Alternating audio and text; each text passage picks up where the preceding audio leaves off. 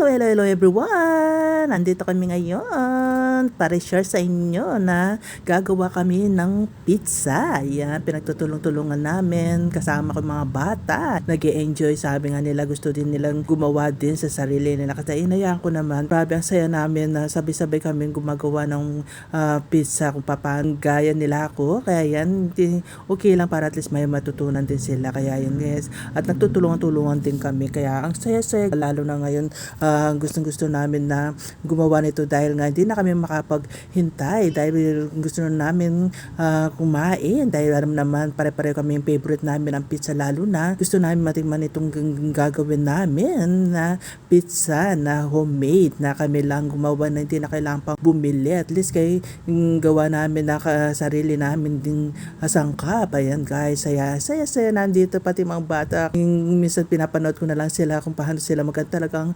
ang galing nila, ang talino nila, alam nila yung ginagawa nila. Ang kaganda lang dito, kung anong linalagay may ganun din ang ginagay. Kaya saya namin dito, kaya hindi ko makakalimutan to talaga yung bonding namin, kaming apat na kasama ko yung mga bata, talaga hindi ko makalimutan kasi sobrang saya namin dahil gumawa kami ng kanya-kanyang pizza na homemade na hindi na kailangan mag-order. Alam naman pag nag-order ang mahal, at least kami lang gagawa at makakatipid at marami pa kami magagawa. So at least enjoy.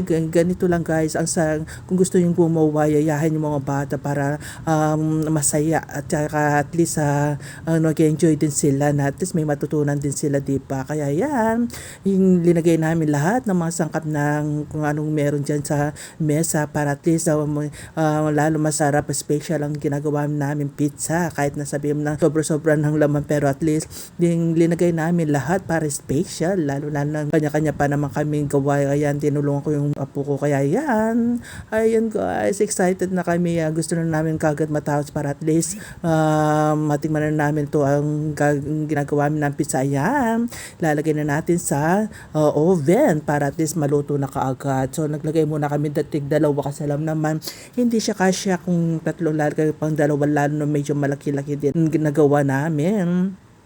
So pagtapos nitong dalawa, yung susunod naman dalawa niya, yan guys, papakita ko sa inyo yung mga luto. Hindi na kami makapaghintay kaya gusto na matikman ang ginawa namin.